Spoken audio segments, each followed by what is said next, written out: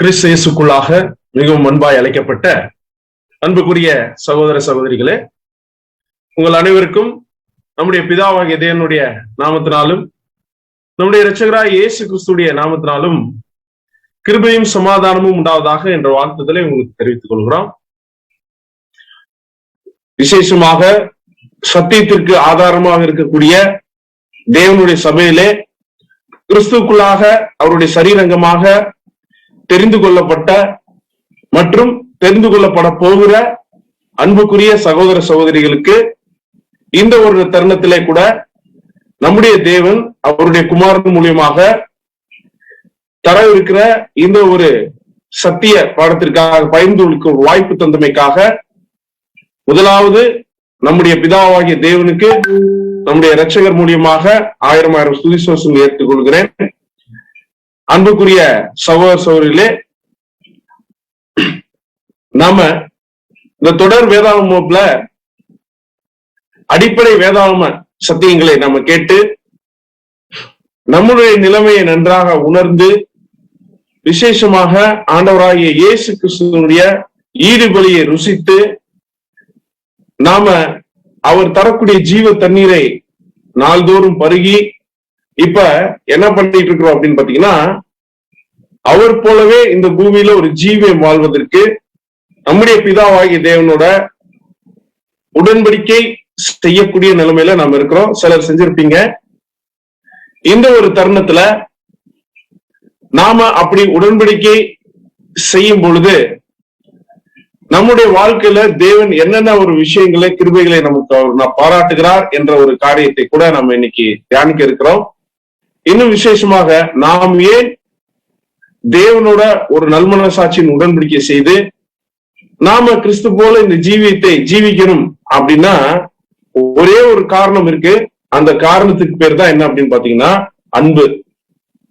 இந்த divine love, தெய்வீக அன்பு. ஏன்னா அவருக்கு அன்புக்குரிய சீசன் அப்போஸ்தலன் யோவான் தன்னுடைய நிருபத்துல என்ன எழுதுறாரு அப்படின்னு பாத்தீங்கன்னா, பிதாவானவர் பாராட்டின அன்பு எவ்வளவு இன்னதென்று எவ்வளவு பெருசா இருக்குன்னு சொல்லிட்டு நீங்களே பாருங்க அப்படின்னு சொல்லிட்டு எழுதுறாரு. அதே மாதிரிதான் ஃபர்ஸ்ட் ஆஃப் ஆல் நமக்கு அன்புனா என்னன்றத நம்ம ஒருத்தருக்கு எப்ப புரிஞ்சுக்கிறோம், எப்ப நம்ம காமிக்கிறோம் அப்படின்னு பாத்தீங்கன்னா, முதலாவது தேவன் நம்ம மேல அன்பு காமிச்சனால்தான் அன்பு என்னன்னே நமக்கு தெரிஞ்சிச்சு அப்படின்னு எழுதுறாரு. தேவன் தன்னுடைய ஒரே பேரான குமாரனை இவ்வளவாக நமக்கு கொடுத்து நம்ம மேல அவ்வளவு அன்பு காமிச்சிருக்கிறார். நாம திருப்பி காமிக்கிறதுக்கு ஆக்சுவலா நம்ம கொடுத்து, ஏன்னா இப்போ புதுசா ஒருத்தருக்கு யாருக்காவது ஒருத்தர் இம்ப்ரெஸ் பண்ணணும், ஒருத்தருக்கு நம்ம ஸ்பெஷல் காமிக்கணும் அப்படின்னா நம்ம என்ன பண்ணுவோம்னா ஏதாவது அவருக்கு நம்ம என்ன பண்ணுவோம் அப்படின்னா கொடுக்கறதுக்கு பிரயாசப்படுவோம். அப்படின்னா இன்னைக்கு நம்ம பிதாவாகிய தேவனையும் இயேசு கிறிஸ்துவையும் நேசிக்கிறோமா இல்லை? ஏன்னா அது பிரதான கட்டளையில் ஒரு கட்டளை. உன் முழு இருதயத்தோடும் உன் முழு ஆத்மாவோடும் உன் முழு வலிமையோடும் யாரை நேசிக்கணும் அப்படின்னா நம்மளை படைத்த நம்முடைய தகப்பனாகிய நீதிபரராகிய நியாயாதிபதியாகிய நம்முடைய யெகோவா என்னும் பரிசுத்த நாமத்தை கொண்ட தேவனையும் அவருடைய ஒரே பேரான குமாரனாகிய நம்முடைய இரட்சகரையும் நாம நேசிக்கிறோம். அது எந்த வகையிலும் மாற்று கருத்தே கிடையாது. இந்த சூழல்ல அவர் நேசிக்கிறத எப்படி காமிக்கிறது, நான் உங்களை லவ் பண்றேன் அப்படின்றத நம்முடைய அப்பா கிட்டையும் நம்முடைய மூத்த சகோதரர்கிட்டையும் எப்படி வெளிக்காட்டுறது? ஏன்னா நான் நேசிக்கிறேன்னு சொல்லிட்டு மனசுக்குள்ளே வச்சிருந்தா அது என்ன ஆகாது, வெளியில தெரியாது. அது என்ன பண்ணுவாங்க, செயல்படுத்தி காமிக்கணும். அவங்க காமிச்சிட்டாங்க, நாம எப்படி காமிக்கணும் அப்படின்றதுக்காக தான் இன்னைக்கு ஒரு பாடத்தை குறிச்சு நம்ம பார்க்க போறோம். அந்த பாடத்தினுடைய தலைப்பு என்னன்னா, நம்ம ஏற்கனவே நம்ம குரூப்ல போட்டிருந்தோம், ஒருவன் தன் எஜமானனை நேசிப்பானானால் அப்படின்ற தலைப்பு. என்ன தலைப்பு? ஒருவன் தன் எஜமானனை நேசிப்பானானால் அப்படின்ற ஒரு தலைப்புல பழைய ஏற்பாட்டு காலத்துல பிதாவாகிய தேவன் இஸ்ரேல் ஜனங்களுக்கு கொடுத்த ஒரு நியாயப்பிரமாண கட்டளை எடுத்து இன்னைக்கு நம்ம தியானிக்க போறோம். நியாயப்பிரமாண கட்டளைகள் மொத்தம் எத்தனை இருக்கு அப்படின்னு பாத்தீங்கன்னா நிறைய பேர் என்ன நினைச்சுக்கிறாங்கன்னா, இந்த நியாயப்பிரமாண கட்டளைன்னா மொத்தமே இந்த 10 கட்டளைகள் இருக்கு பாத்தீங்களா, அதுதான் அப்படின்னு நினைச்சுக்கிறாங்க. ஆக்சுவலா அநேக கட்டளைகள் உண்டு. அது எவ்வளவு அப்படின்னு பாத்தீங்கன்னா 613 கட்டளைகள் இருக்கு. இந்த 613 கட்டளைகளும் யார் இருப்பா அப்படின்னு பாத்தீங்கன்னா ஆண்டவராய் இயேசு கிறிஸ்து தான் இருப்பார். ஆண்டவராய் இயேசு கிறிஸ்து இருக்கிறாருன்னா அங்க யார் இருப்பா அப்படின்னா அங்க நாம கூட இருப்போம்.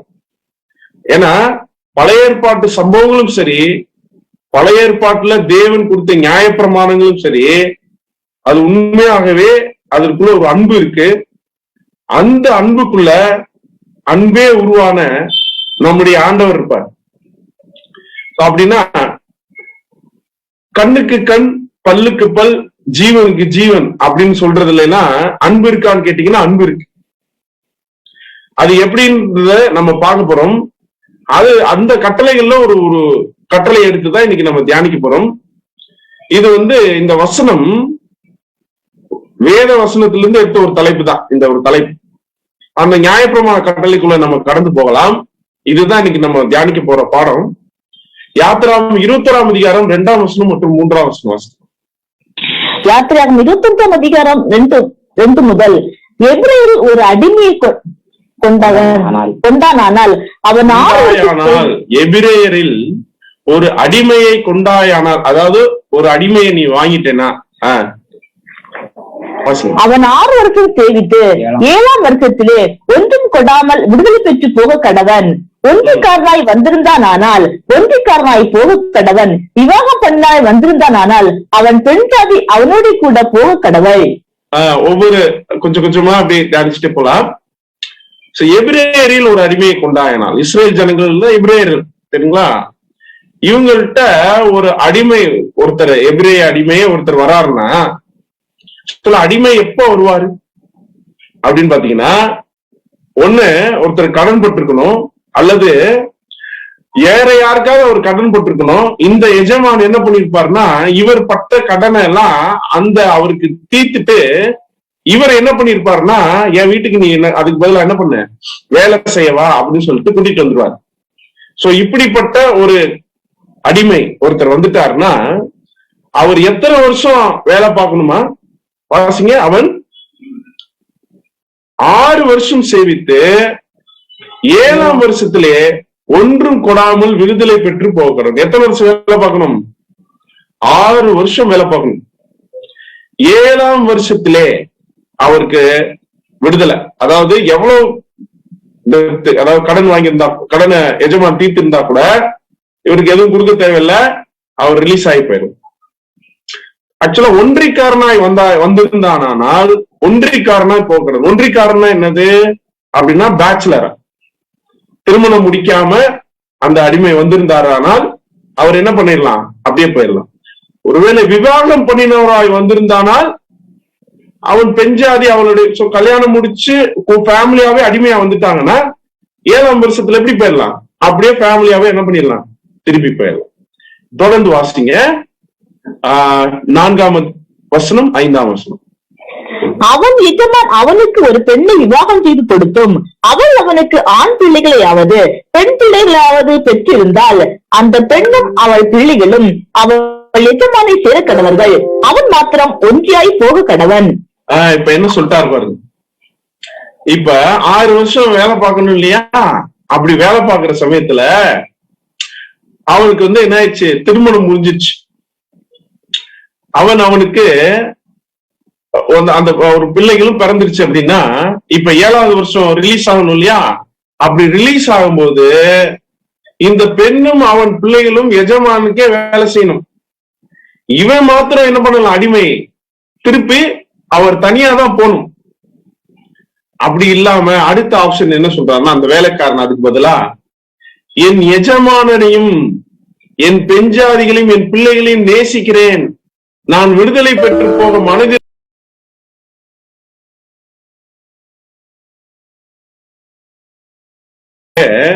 நல்லா யோசிச்சு பாருங்க.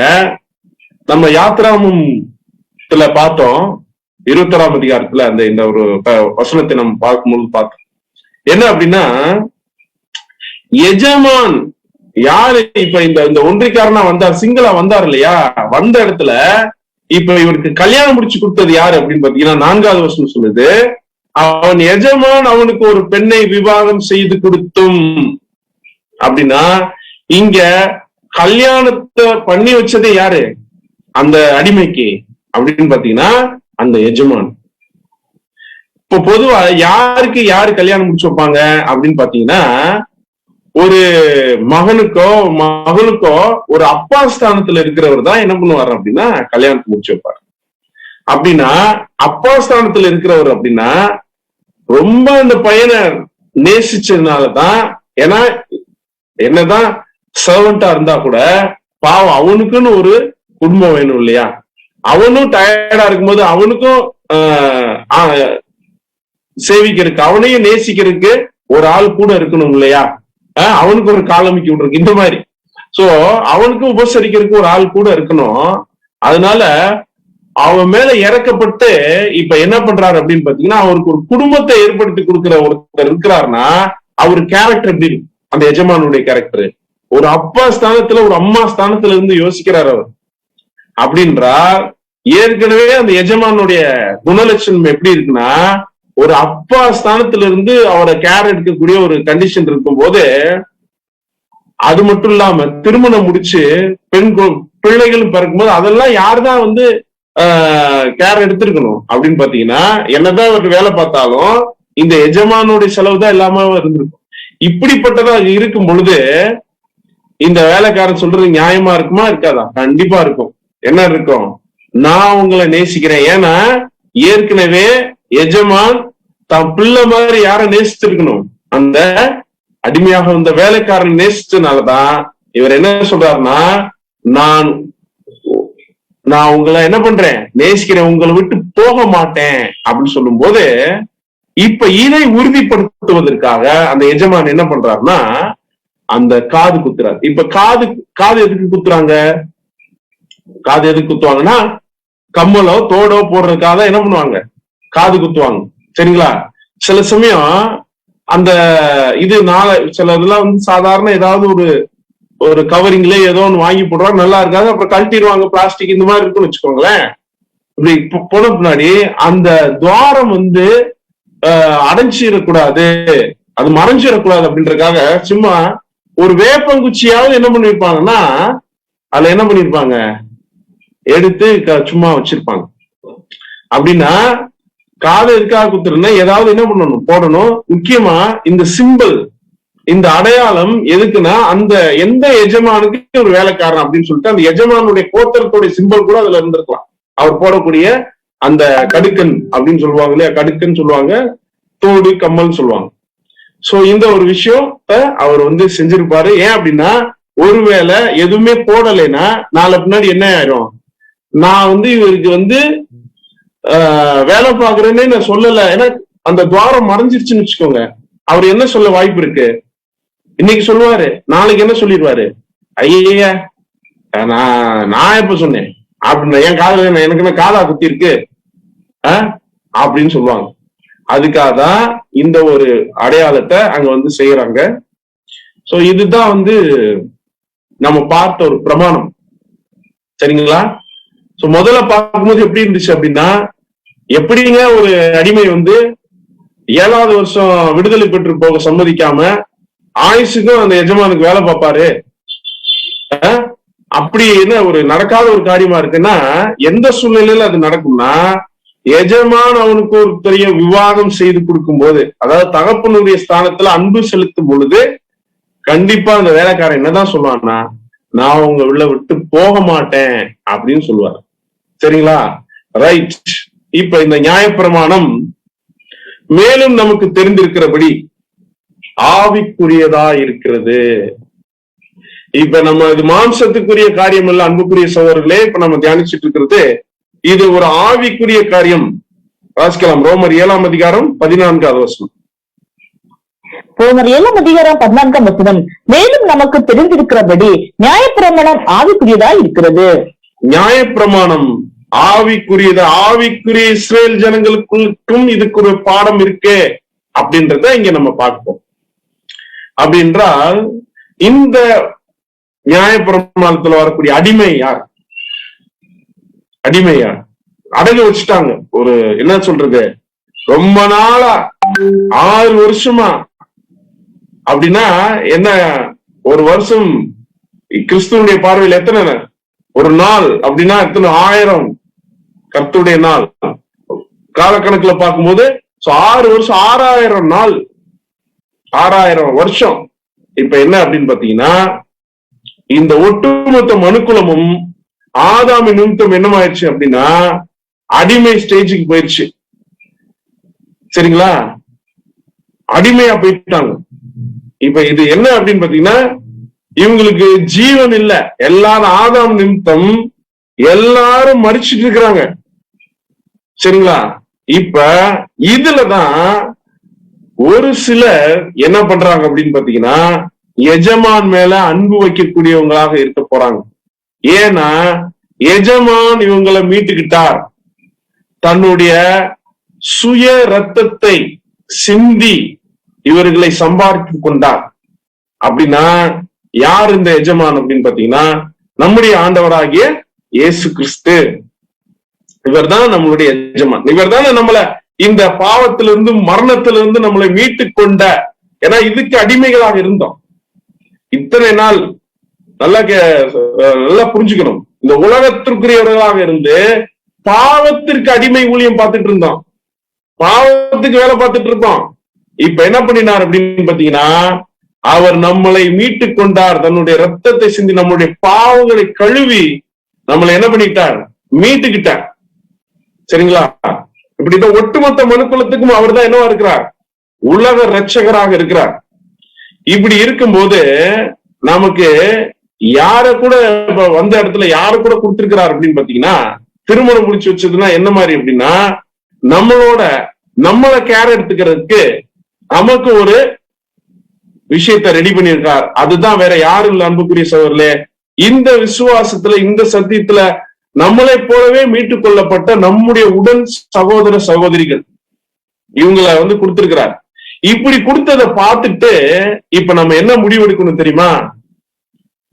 கண்டிப்பா அவர் நம்ம மேல அன்பு காமிச்சிட்டார்.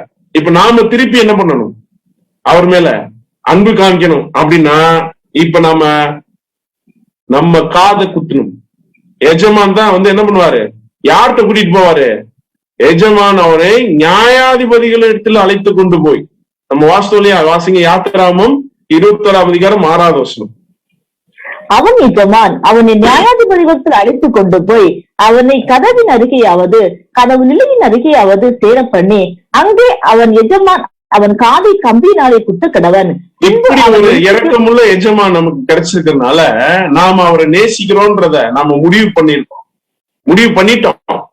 பண்ணதுனால நான் உங்களுக்கு ஊழியக்காரனா வரேன் ஆண்டவரே, நான் உங்களுடைய காரியங்களுக்கு நான் என்ன பண்றேன், நான் இந்த ஜீவ பலியா என்னை நானே என்ன பண்றேன், ஒப்பு கொடுக்கிறேன். ஏன்னா காது குத்தும் போது ரத்தம் கூட வரும், அது ஒரு பலிதான்.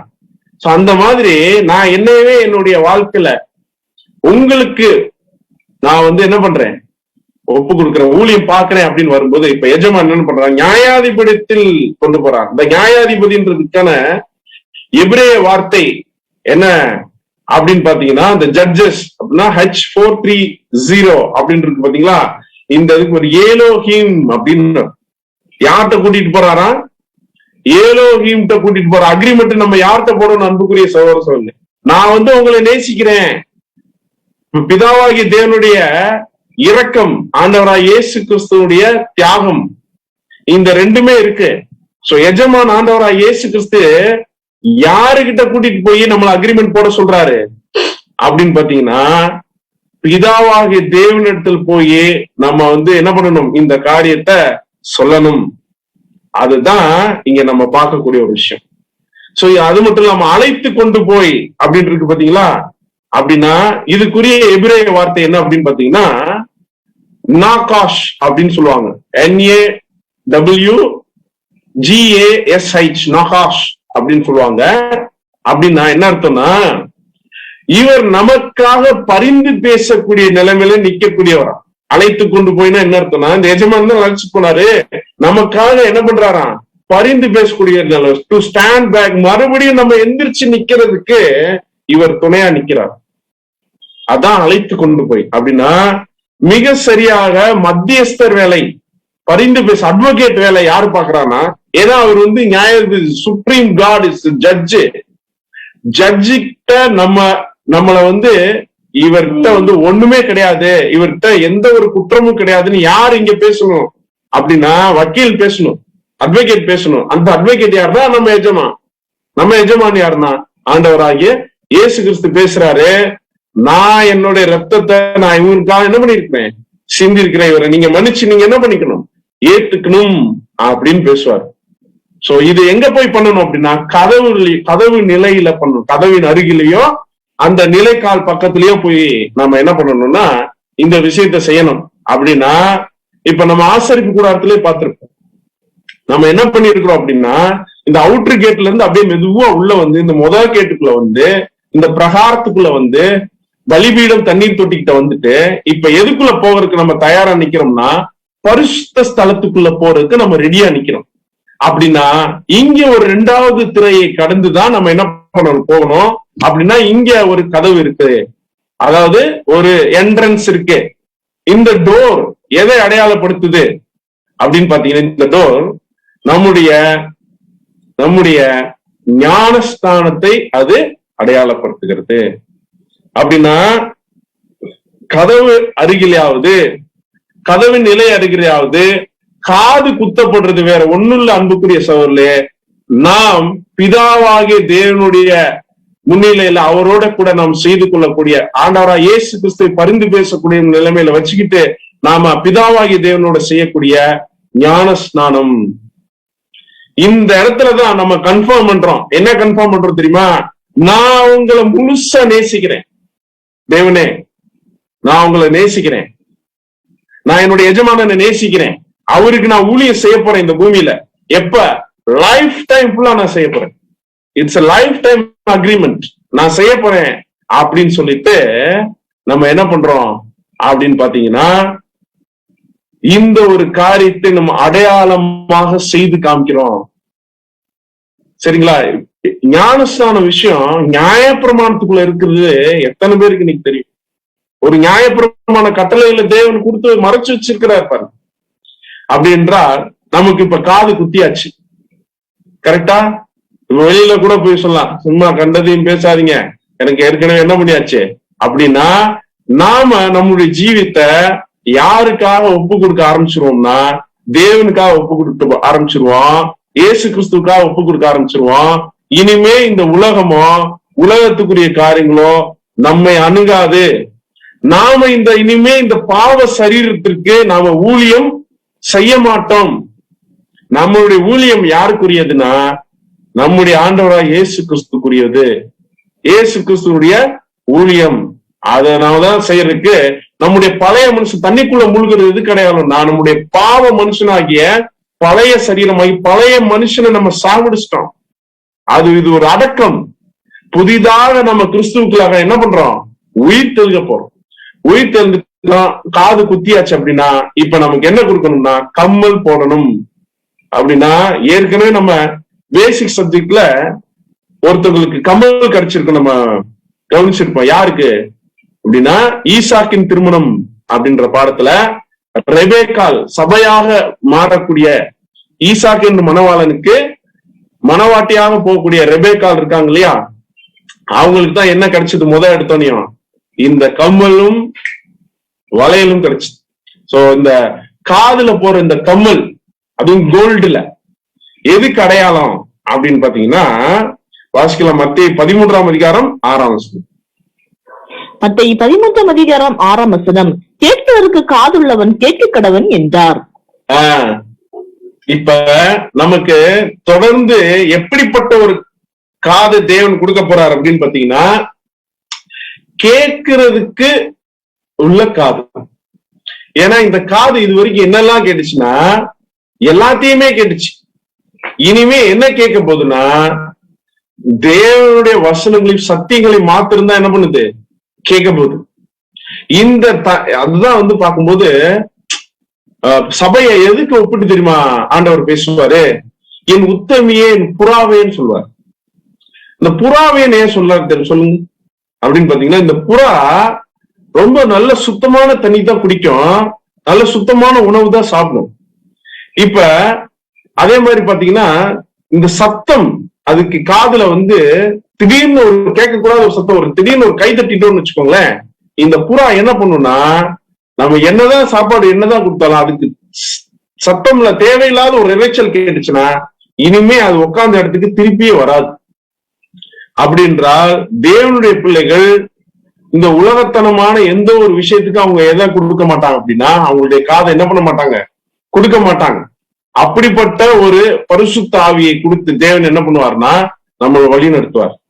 சோ அப்படி இருக்கும்போது, ஆனா அதே சமயத்துல இந்த தோட கலட்டிட்டா என்ன ஒரு கண்டிஷனுக்கு போயிருவாங்க அப்படின்னு பாத்தீங்கன்னா, அதாவது செய்து கொண்டுள்ள அந்த ஞானஸ்தானத்தை ஒருவேளை அசட்டை பண்ணினாங்க, இல்லைன்னா உதாசீனப்படுத்திட்டாங்க, அதன்படி வாழலைன்னா அவங்க எந்த மாதிரி ஒரு சூழ்நிலைக்கு போயிருவாங்க அப்படின்றத நம்ம பார்க்கும்போது வாசிக்கலாம். லேவியராகமும் 8வது மன்னிக்கவும் யாத்திராகமம் 32வது அதிகாரம் 2ஆம் வசனம் மற்றும் 3-4. யாத்திராகமம் 32ஆம் அதிகாரம் 2 முதல். அதற்கு ஆரோன், உங்கள் மனைவிகள், குமாரர், குமார்த்திகளுடைய காதுகள் இருக்கிற பொன் அணிகளை கலத்தி என்னிடத்தில் கொண்டு வாருங்கள் என்றான். ஜனங்கள் எல்லாரும் தங்கள் காதுகள் இருந்த பொன்னணிகளை கலத்தி ஆரோனிடத்தில் கொண்டு வந்தார்கள். அவர்கள் கையில் இருந்து அவன் அந்த பொன்னை வாங்கி சிற்ப கருவியினால் கருப்பிடித்து ஒரு கன்றுக்குட்டியை வார்ப்பித்தான். அப்பொழுது அவர்கள், இஸ்ரவேலரே, உங்களை எகிப்து தேசத்திலிருந்து அழைத்து கொண்டு வந்த உங்கள் தெய்வங்கள் இவைகளே என்றார்கள். இந்த ஒரு காரியத்தை நம்ம பார்க்க போறதுக்கு முன்னாடி, நாம இன்றைக்கு ஊழியம் செய்ய வரோம்னா அந்த ஆசாரிய ஊழியம் இது. அப்படின்னா இந்த ஆசாரிய ஊழியத்துக்குள்ள நம்ம வரும் பொழுது முதலாவது நாம இந்த ஞானஸ்தானம் அப்படின்ற ஒரு நிகழ்ச்சி மூலியமாக நாம பிரதிஷ்டை செய்யப்படுறோம்.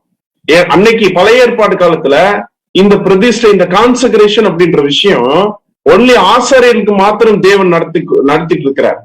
வேற ராஜாக்களுக்கும் ஆசாரியர்களுக்கு மாத்திரம்தான் தேவன் அபிஷேகம் பண்ணினார், அது பரிசுத்த தைலத்தினால. அதே மாதிரிதான் இன்னைக்கு இந்த அபிஷேகம் யார் மத்தியில நடக்குது அப்படின்னா கிறிஸ்துக்குள்ளானவர்கள் மத்தியில நடக்குது. ஏன்னா கிறிஸ்துன்ற பேருக்கு என்ன அர்த்தம்னா அவர் அபிஷேகம் பண்ணப்பட்டவர்னு அர்த்தம். அதே போல அபிஷேகம் நமக்குள்ளே நடக்குது. அப்படின்னா அபிஷேகம் பண்ணும்போது என்ன நிகழ்ச்சி நடக்கும் தெரியுமா? ஒரு ஆசாரியன் அபிஷேகம் பண்ணும்போது வாசிக்கலாம்.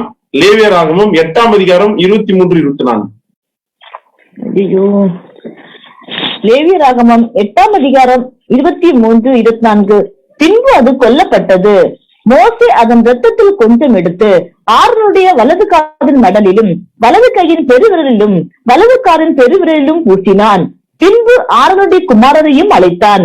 மோசே அந்த இரத்தத்திலே கொஞ்சம் அவர்களுடைய வலது காதின் மடலிலும் வலது கையின் பெருவிரலிலும் வலது காலின் பெருவிரலிலும் பூசி இரத்தத்தை பலிபீடத்தின் மேல் சுற்றிலும் தெளித்து.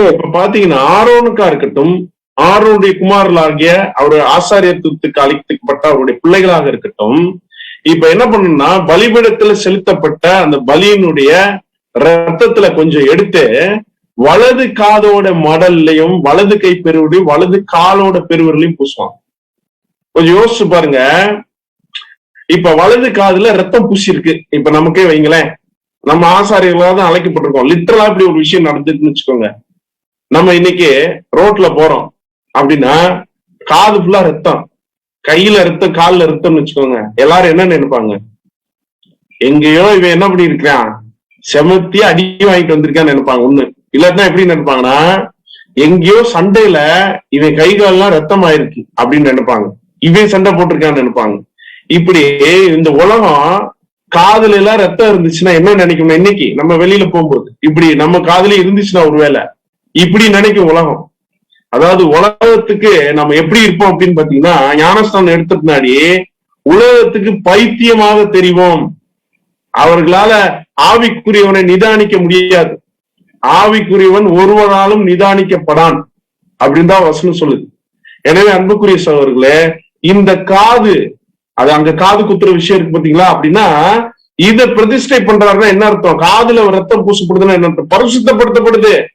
அப்படின்னா நாம கேட்கக்கூடிய ஒரு காரியங்கள் தேவனுக்கும் நம்முடைய ஆண்டவராய் இயேசு கிறிஸ்துவுக்கு உரிய காரியங்களாக இருக்கணும். அதை விட்டுட்டு நாம அதுக்கு அடையாளமா போட்டிருக்கக்கூடிய அவர் கொடுத்த அந்த கோல்டுல கொடுத்த அந்த ஆபரணத்தை நம்ம மிஸ் பண்ணிட்டோம். அதுதான் பழைய ஏற்பாட்டு காலத்துல இஸ்ரேல் ஜனங்கள் பண்ணாங்க. தங்களுடைய காதுகள்ல இருந்த தோடதான் கழட்டி ஆரோன் கிட்ட கொடுத்திருக்கிறாங்க. அப்படிதான் வசனம் இருக்கு. சரிங்களா? என்னெல்லாம் கொடுத்திருக்கலாம், கையில போட்டிருந்த கொடுத்தாங்க, காலில் போட்டிருந்த கொடுத்தாங்கன்னு இருக்கலாம். அப்படி இல்ல, காதுகளில் இருந்த பொன்னணிகளை கழட்டி, அப்படின்னா கேட்கிற காதை கழட்டி வச்சுட்டாங்க.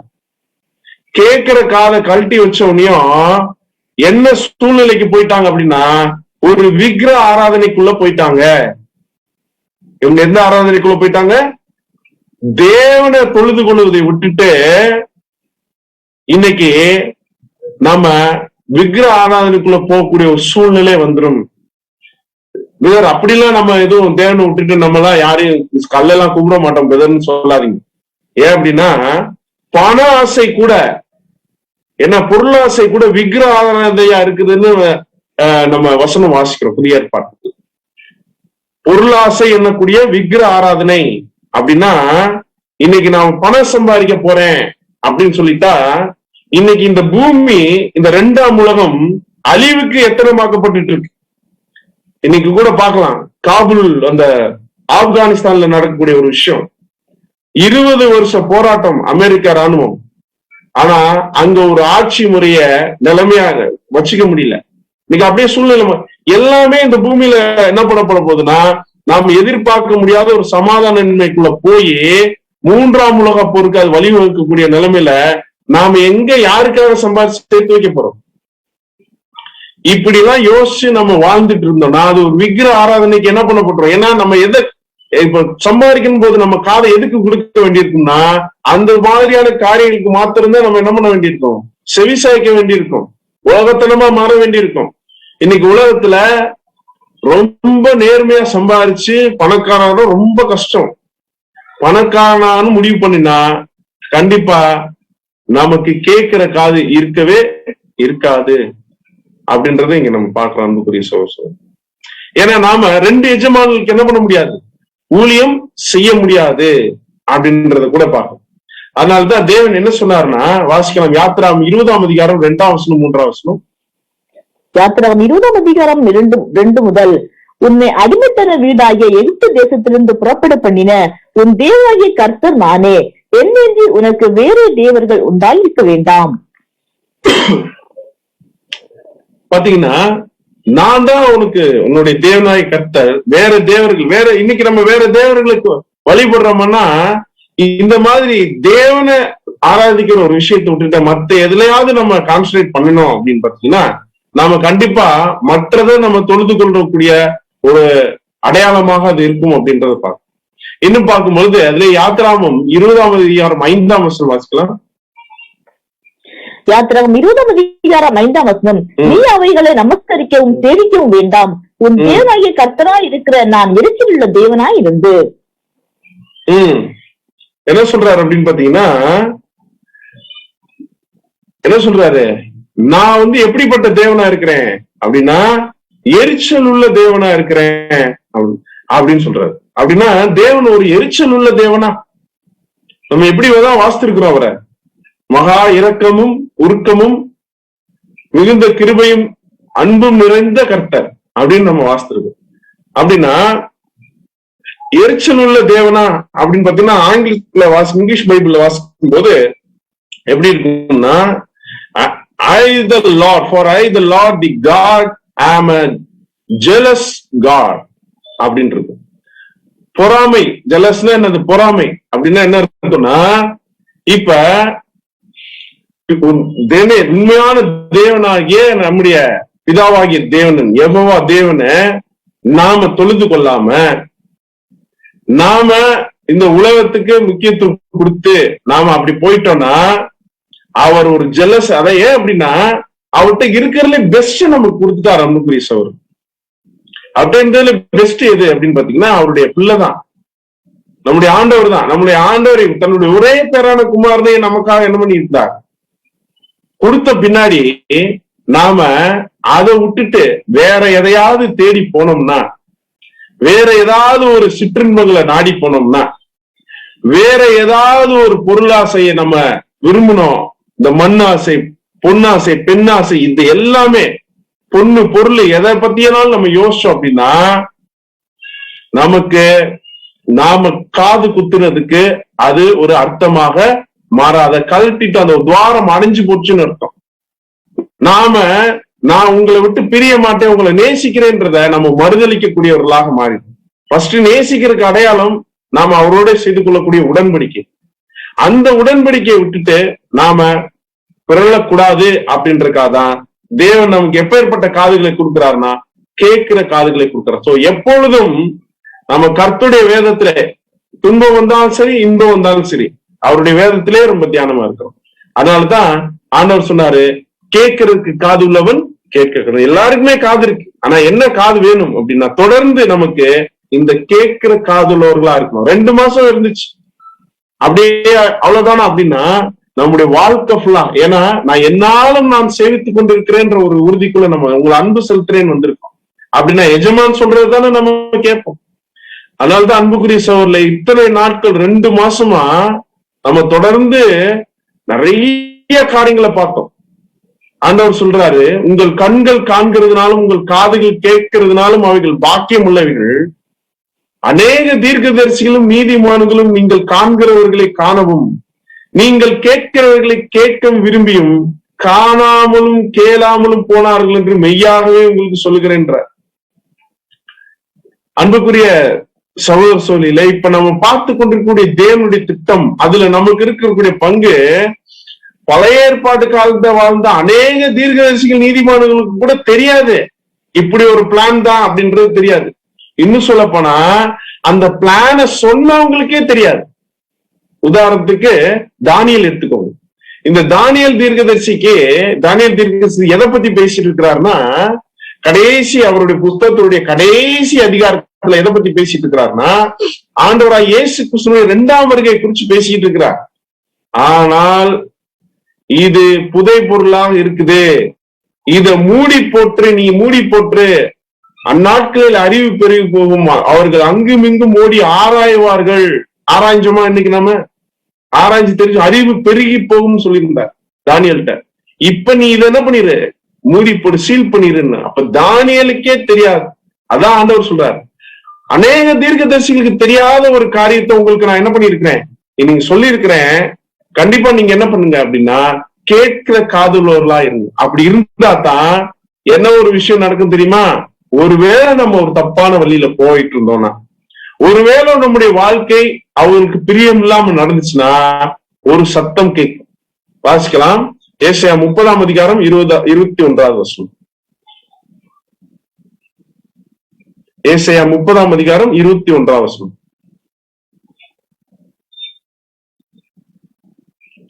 நானே வாசிக்கிறேன். நீங்கள் வலதுபுறமாய் சாயும் போதும் இடதுபுறமாய் சாயும் போதும் வழி இதுவே, இதிலே நடவுங்கள் என்று உங்களுக்கு பின்னாலே சொல்லும் வார்த்தைகளை உங்கள் காதுகள் கேட்கும். அன்புக்குரிய சகோதரர்களே, என்றைக்கு நாம தேவனோட நல்மனசாட்சியின் உடன்படிக்கை செய்யறோமோ, நிச்சயமாக தேவனுடைய பரிசுத்தமுள்ள அந்த பாதுகாப்புக்குள்ள நம்ம வந்துருவோம். அவர் செட்டையின் கீழே வந்துடும். இப்ப உன்னதமான மறைவில் இருக்கிறவன் சர்வ வல்லவருடைய நிழலில் தங்குவான் அப்படின்ற சொன்னால யாருக்கு மட்டும்தான் வந்து பலிக்கும்னா அவருடைய பிள்ளைகளுக்கு மாத்திரம்தான் வந்து பலிக்கும். யாரெல்லாம் நான் உங்களோட இருக்கிறேன் அப்படின்னு சொல்றாங்க பாத்தீங்களா, என் காது குத்துங்கன்றாங்க பாத்தீங்களா, அவங்களோட இருக்கும். அப்படி இருக்கும்போது ஒருவேளை வலதுபுறமா சாஞ்சிட்டோம் இல்ல இடதுபுறமா சாஞ்சிட்டோம்னா ஒரு எச்சரிக்கை வரும், வழி இதுவே, இதுல நடவுங்கள் அப்படின்னு சொல்லக்கூடிய வார்த்தை உங்கள் காதுகள் கேட்கும். ஏன் அப்படின்னு பாத்தீங்கன்னா, இப்படிப்பட்ட ஒரு ஆலோசனையை இன்னைக்கு யார் கொடுத்துட்டு இருக்கிறார்னா நம்முடைய ஆண்டவராய் இயேசு நம்முடைய சகோதரர் மூலமாவே கொடுத்துட்டு இருக்கிறார். அநேக சகோதரர்கள் கொடுத்துட்டு இருக்கிறாங்க இன்னைக்கு. அதனாலதான் நீதிமொழிகள் 25ஆம் அதிகாரம் 12ஆம் வசனம் வாசிங்க. நீதிமொழி 25ஆம் அதிகாரம் 12ஆம் வசனம், கேட்கிற செவிக்கு ஞானமாய் கடிந்து கொண்டு புத்தி செலுத்துகிறவன் பொற்கடுக்கனுக்கும் அபரஞ்சி பூசத்திற்கும் சரி. கேட்கிற செவிக்கு ஞானமாய் கடிந்து கொண்டு புத்தி சொல்லுகிறவன் பொற்கடுக்கனுக்கும் அபரஞ்சி பூஷணத்திற்கும் சரி. ரொம்ப பழைய ஏற்பாடு, அதாவது ரொம்ப பழைய வார்த்தையா இருக்கு. அபரஞ்சி பூஷணம் அப்படின்லாம். ஆக்சுவலா அது வேற ஒண்ணும் இல்ல, ஒரு ஃபைன் கோல்டுல பண்ண ஒரு ornament. as an earring of gold and an ornament of fine gold, so is a wise reprover upon the obedient ear. கேட்கிற செவிக்கு அப்படின்னா, இன்னைக்கு ஒரு சகோதரர் ஒரு காரியத்துல முடிவெடுக்க முடியாம திணறும் பொழுது வசனத்தின் அடிப்படையிலும் நம்முடைய அப்போஸ்தலருடைய வாழ்க்கையினுடைய அடிப்படையிலும் அவர்களுடைய கடிதத்தினுடைய நிருபங்களின் வழியாகவும் அவருடைய வாழ்க்கை வழியாகவும் 7ஆம் சபை தூதனுடைய வார்த்தைகள் வழியாகவும் நம்ம ஒருத்தருக்கு புத்தி சொல்றோம், ஒரு ஆலோசனை சொல்றோம்னா, அது அப்படியே கோல்டு எடுத்து அப்படியே அதை ஆர்ட் பண்ண கோல்டு எடுத்து கொடுக்கறதுக்கு ஈக்குவலா.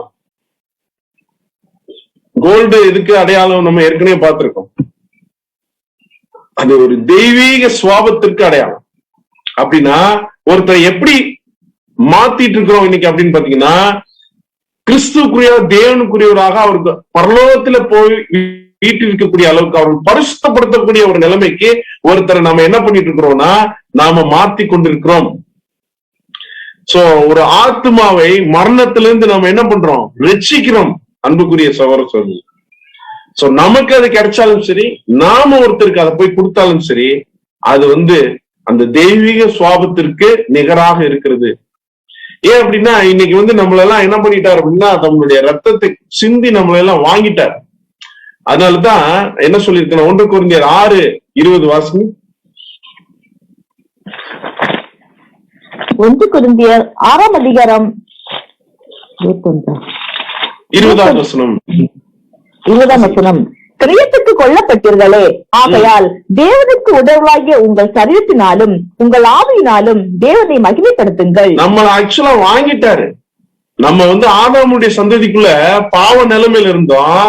இப்ப நம்மள என்ன பண்ணிட்டாரு, கரைய முடிக்கிறதுல ஏதாவது ரேட்டு கொடுத்துதான் நம்மள என்ன பண்ணணும், வாங்கணும். அப்படின்னா ரேட் என்ன தெரியுமா, விலை மதிக்க முடியாத ரத்தம், ஆண்டவரா இயேசு கிறிஸ்துடைய ரத்தம். இன்னைக்கு கொஞ்சம் யோசிச்சு பாருங்க, ஆண்டவரா இயேசு கிறிஸ்துடைய ரத்தம் எங்கேயாவது ஒரு டிராப் இன்னைக்கு இருக்குன்னு வச்சுக்கோங்க உலகத்துல, உதாரணத்துக்கு சொல்றேன். அப்படி இல்ல, அப்படி ஒருவேளை இதுதான் ஆண்டவரா இயேசு கிறிஸ்துடைய ரத்தம், ஒரு சொட்டு ரத்தம் அப்படின்னா, இன்னைக்கு அதுக்கு விலை நிச்சயிக்க முடியுமா? உலகத்தில் இருக்கக்கூடிய எந்த ஒரு வைரத்திற்கும் வைடூரியத்திற்கும் மேலான ஒரு விலைதான் அது. அது குணப்படுத்தக்கூடிய ரத்தம். ஆடையினுடைய விளிம்ப தொட்டதுக்கே குணமானாங்க. அன்புக்குரிய சகோதர, தன்னுடைய முழு ரத்தத்தையும் சிந்தி நம்மளை வாங்கியிருக்கிறார்னா நம்ம எவ்வளவு தேவனுடைய பார்வையில காஸ்ட்லியான ஆளுன்னு பாருங்க. அதனால இப்ப நம்ம பாண்டட் சர்வன்ட்டா மாறப்போறோம். யாருக்கு? ஊழியக்காரனா மாறுறோம். யாருக்கு? ஆண்டவரா இயேசு கிறிஸ்து தேவனுக்கு மாறுறோம். அப்படின்னா நம்முடைய சரீரத்தினாலும் நம்முடைய ஆவினாலும் தேவனை என்ன பண்ணணும், மகிமைப்படுத்தணும். நான் உங்களை நேசிக்கிறேன் தகப்பனே, நான் நேசிக்கிறேன் எஜமான், உங்களை நான் நேசிக்கிறேன் ஆண்டவரே அப்படின்னு சொன்னோம்னா, கண்டிப்பா நம்ம தேவனோட நல்மனசாட்சி உடன்படிக்கை செய்து வாழ்க்கை ஃபுல்லா நம்முடைய சரீரத்தினாலும் நமக்கு தேவன் கொடுத்த ஆவினாலும் நாம தேவனுடைய நாமத்தை மகிமைப்படுத்தக்கூடிய ஜனங்களாக. அதனால்தான் ஆண்டவர் சொன்னாரு, வாசிக்கலாம், யோவான் 12ஆம் அதிகாரம் 26வது வசனம். யோவான் 12ஆம் அதிகாரம் 26ஆம் வசனம். ஒருவன் எனக்கு ஊழியம் செய்வான் ஆனால், வாசிங்க.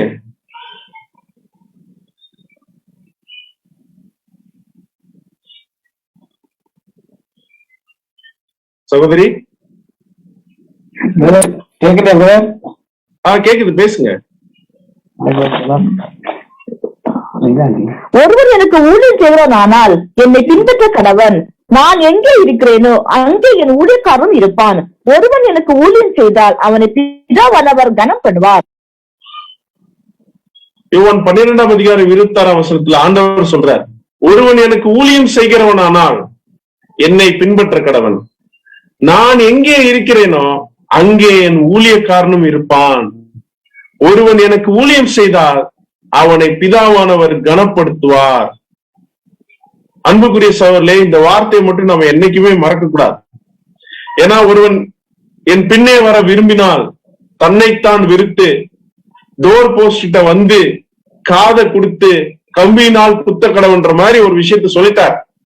என் சிலுவை எடுத்துக்கிட்டு பின்னே வர. இப்ப நாம ஊழிய செய்ய வந்துட்டோம்னா இப்ப நம்ம எங்க இருக்கணும் அப்படின்னா, ஆண்டவர் சொல்றாரு, நான் எங்க இருக்கிறேனோ அங்கதான் என் ஊழியக்காரனும் இருப்பான் அப்படின்னு சொல்றாரு. அப்படின்னா ஆண்டவர் எங்க இருக்கிறார்? ஆண்டவர் எங்க இருக்கிறாருன்னு கேட்டீங்கன்னா, சொன்னார் இல்லையா ஒரு தடவை, எங்கே 2-3 பேர் என் நாமத்தினாலே கூடியிருக்கிறீர்களோ அங்கே அவர்கள் நடுவே நான் இருப்பேன் அப்படின்னு சொல்லி இருக்கிறாரா? அப்படி என்றால் எங்கே 2-3 பேர் ஆண்டவரா இயேசு கிறிஸ்துடைய நாமத்தினால கூடியிருக்கிறாங்க அப்படின்னு கேட்டீங்கன்னா, இந்த விசுவாசத்துல இந்த சத்தியத்தில் இருக்கக்கூடிய நம்முடைய அன்புக்குரிய சகோதர சகோதரிகள் கூடியிருக்கக்கூடிய இடம். அது எந்த இடம் தான்? திருச்சபை. 2-3 பேர் இருந்தாலே அது என்னதான்? சபை தான். அதனால்தான் 1 தீமோத்தேயு 3ஆம் அதிகாரம் 15வது வசனம் வாசிங்க. சொல்லுங்க, கேட்கல. 1 தீமோத்தேயு 3ஆம் அதிகாரம் 15வது வசனம்.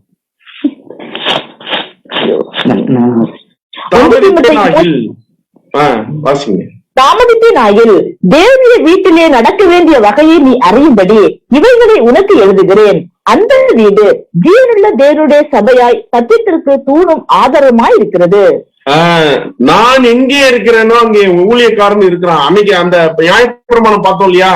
எஜமான் அவங்க வீட்டிலேதான் யாரு இருப்பா? அந்த வேலைக்காரன் இருப்பான் ஜீவனுள்ள நாளெல்லாம்.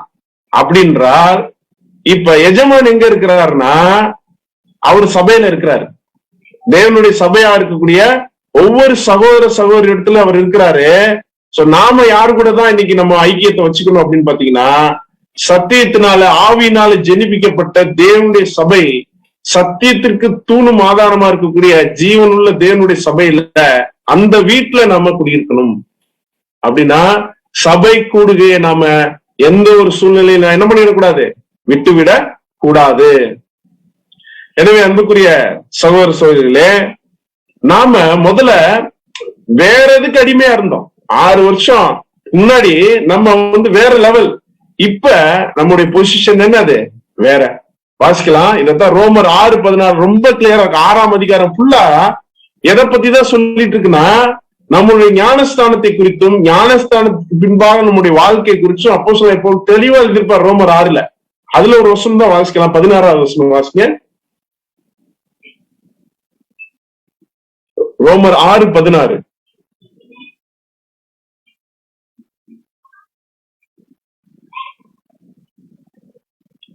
மரணத்துக்கு ஏதுவான பாவத்துக்கானாலும் நீதிக்கு ஏதுவான கீழ்ப்படிவதற்கானாலும் எதற்கு கீழ்ப்படியும்படி உங்களை அடிமைகளாக ஒப்புக் கொடுக்கிறீர்களோ அதற்கே கீழ்ப்படுகிற அடிமைகளா இருக்கிறது என்று அறியீர்களா அப்படின்னு சொல்லிட்டு அடுத்து சொல்றாரு, முன்னே நீங்கள் பாவத்திற்கு அடிமைகளாக இருந்தும் இப்பொழுது உங்களுக்கு ஒப்புவிக்கப்பட்ட உபதேச சட்டத்திற்கு நீங்கள் மனப்பூர்வமாய் கீழ்ப்படிந்ததுனாலே தேவனுக்கு ஸ்தோத்திரம்.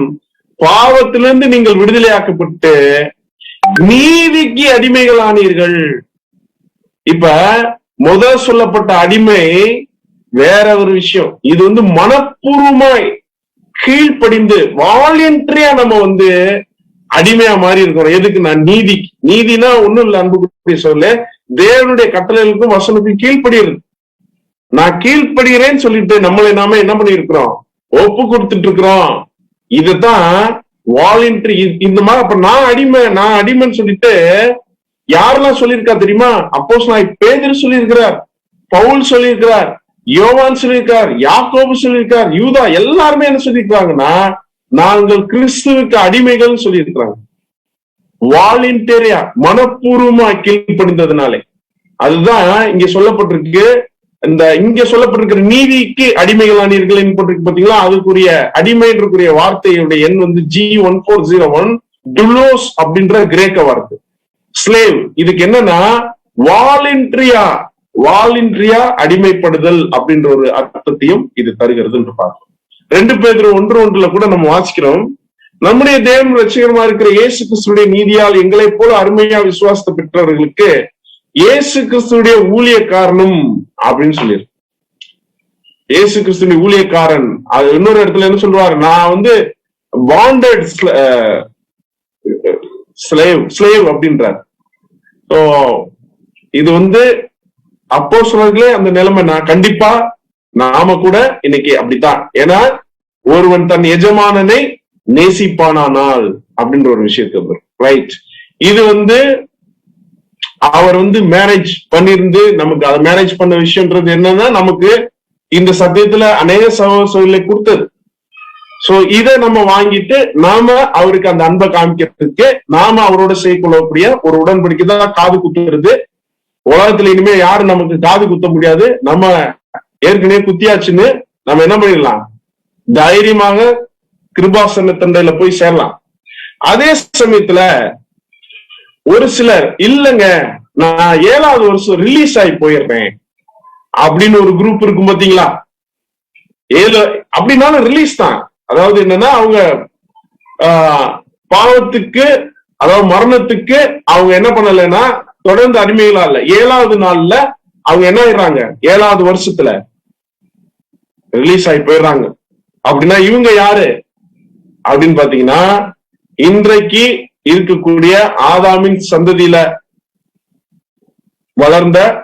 பிறந்து வளர்ந்த என் தாய் என்னை பாவத்திலே கர்ப்பம் தரித்தாள் அப்படின்னு பாவத்துக்குள்ளே சிக்கி கொண்டு மரணத்துக்குள்ள போய் திருப்பி மரணத்திலிருந்து இருந்தா கூட பாவ நிலைமையில இருக்கக்கூடிய பாவ சிந்தனையில இருக்கக்கூடிய உலக ஜனங்க, இவங்களுக்கு ஒரு விடுதலை வேணுமா இல்லையா? 7வது வருஷம் அதாவது 7வது 1000 ஆண்டுல கிறிஸ்துவனுடைய ராஜ்யத்துல கண்ணுக்கு தெரியக்கூடிய ராஜ்யம் வரும்போது இந்த ஒட்டுமொத்த உலக ஜனங்களும் உயிர்த்தெழுக்க போறாங்க.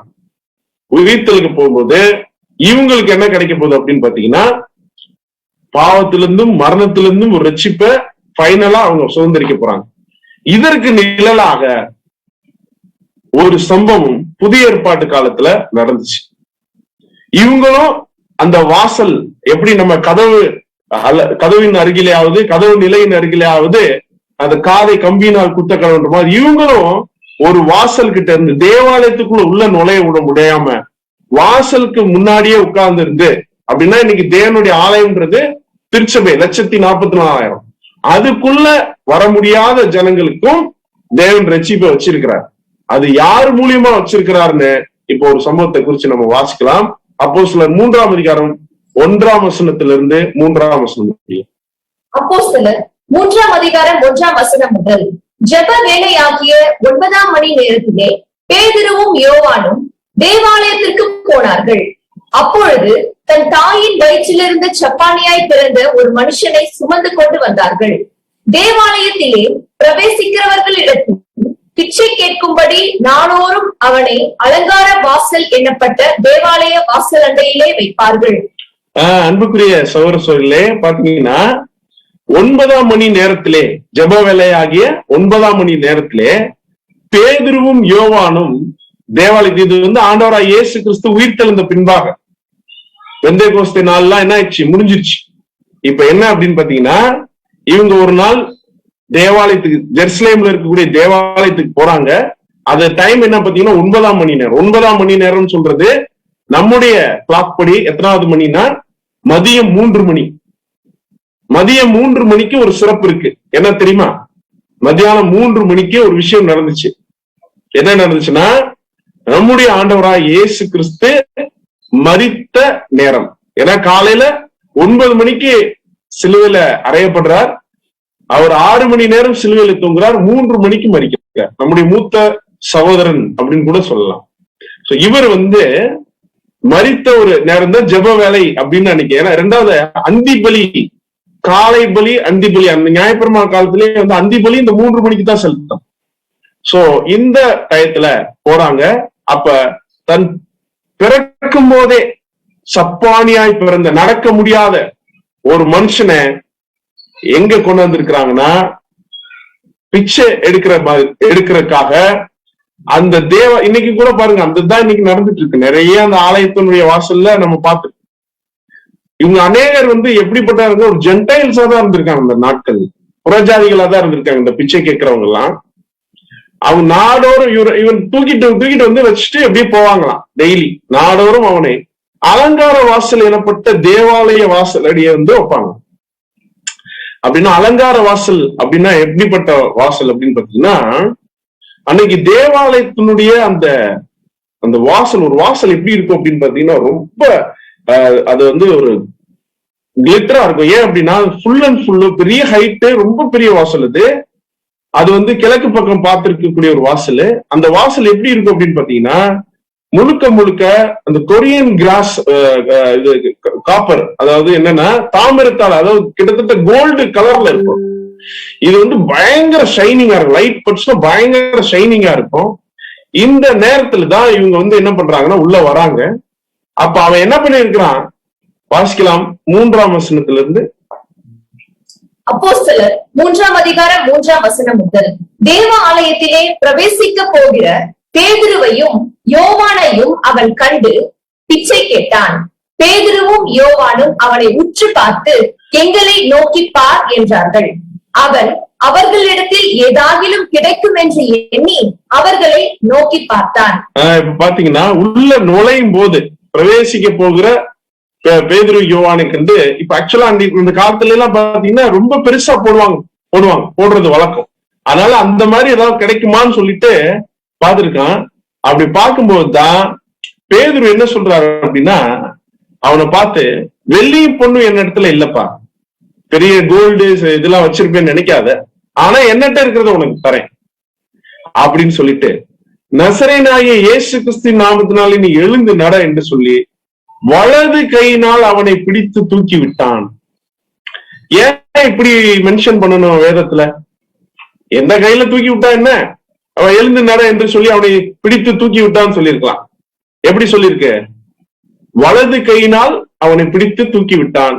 உடனே அவனுடைய கால்களும் கரடுகளும் பலன் கொண்டது. அவன் குதித்தெழுந்து நின்று நடந்தான். நடந்து குதித்து, இப்ப கொஞ்சம் யோசிச்சு பாருங்க, காலு இப்பதான் வந்திருக்கு, நான் எப்படி எல்லாம் செக் பண்ணிருப்பான் பாருங்க. தம்முன்னு குதிச்சிருப்பான், ஓடி இருப்பான், ஆடி இருப்பான். தேவனை துதித்து கொண்டு அவர்கள் கூட தேவாலயத்துக்குள்ள என்ன பண்ணினான்? பிரவேசித்தான். அன்புக்குரிய சகோதர சகோதரிகளே, 7ஆம் நாளில் நடக்கக்கூடிய ஒரு சம்பவம். அதை தொடர்ந்து என்ன நடந்துச்சு அப்படின்னு பாத்தீங்கன்னா வாசிக்கலாம் 9வது வசனம் 10வது வசனம். அப்போஸ்தலர் 3ஆம் அதிகாரம் 9ஆம் வசனம் முதல். அவன் நடக்கிறதையும் தேவனை துதிக்கிறதையும் ஜனங்கள் எல்லோரும் கண்டு தேவ ஆலயத்தின் அலங்கார வாசலண்டையிலே பிச்சை கேட்க உட்கார்ந்திருந்தவன் இவன்தான் என்று அறிந்து அவனுக்கு சம்பவித்ததை குறித்து மிகவும் ஆச்சரியப்பட்டு பிரமித்தார்கள். அன்புக்குரிய சகோதர சகோதரிகளே, எப்படி அந்த நியாயப்பிரமாண காலத்துல ஒன்றியா வந்திருந்தா ஒன்றியா போகக்கூடவன், அதே மாதிரி பெண்ஜாதி பிள்ளைகளோடு தான் அப்படியே விடுதலை பெற்று போகக்கூட இந்த 7ஆம் நாள் சம்பவம் விசேஷமாக யாருக்கு நடக்க போகுது அப்படின்னு பாத்தீங்கன்னா ஒட்டுமொத்த உலக ஜனங்களுக்கும் அந்த ஒரு ரட்சிப்பு, அந்த ஒரு 1000 சாட்சியில அந்த ஒரு காரியத்தை அவங்க சுதந்திரிக்க போறாங்க.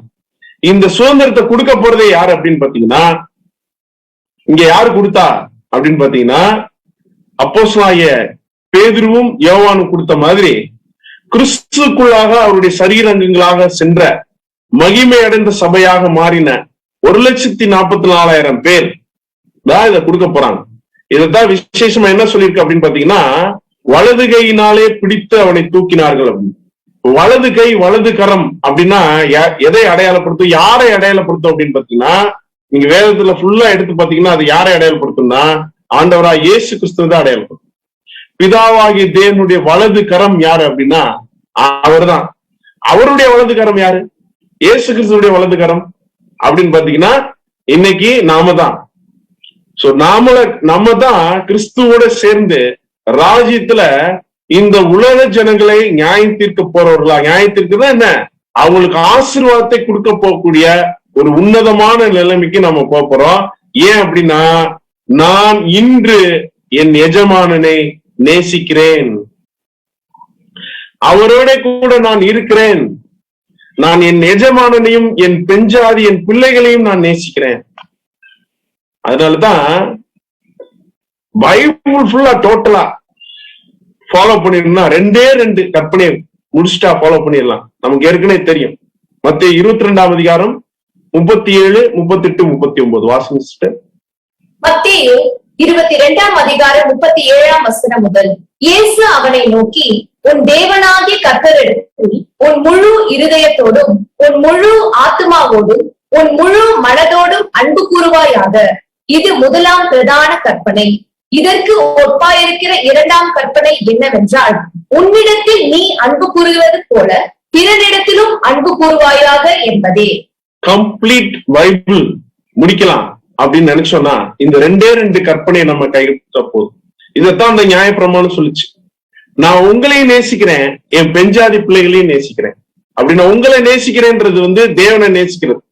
என் பெஞ்சாதி பிள்ளைகளையும் நேசிக்கிறேன்னு சொல்றது எது அப்படின்னா, நமக்கு இன்னைக்கு தேவன் கொடுத்திருக்கக்கூடிய சகோதர சகோதரிகளை நாம நேசிச்சு அவர்களுக்காக நாம வாழ்றது. அவன் எஜமானுக்காக வாழ்ந்திருப்பான், பெஞ்சாதி பிள்ளைகளுக்காக அவன் வாழ்ந்திருப்பான் இல்லையா?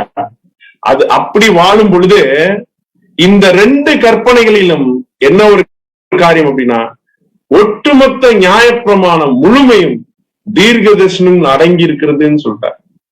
அன்புக்குரிய சகோதரர்களே, இன்னைக்கு கூட நம்ம பார்த்தது ஒரு நியாயப்பிரமாணம் தான். அந்த நியாயப்பிரமாண கட்டளையில நாம ஒட்டுமொத்தமா அதை கடைபிடிச்சு வாழணும், கிறிஸ்துவுடைய பிரமாணத்தின்படி நம்ம வாழணும், அவருடைய கற்பனையின்படி வாழணும்னா நிச்சயமாக நாம அவரை நேசிக்கிறேன்னு சொல்லிட்டு ஒரு அடையாளம் பண்ணி காமிக்கணும். அதுதான் உடன்படிக்கை. அந்த உடன்படிக்கையில நமக்கு கேட்கிற காதே அந்த ஒரு ஆவியை தொடர்ந்து நமக்கு கொடுத்து வழி நடத்திட்டு இருக்கிறார். நாம வலது இடது சாயாமல் வழி இதுவே, இதிலே நடவுங்கன்ற சத்தம் கேட்டுக்கிட்டே இருக்கோம்.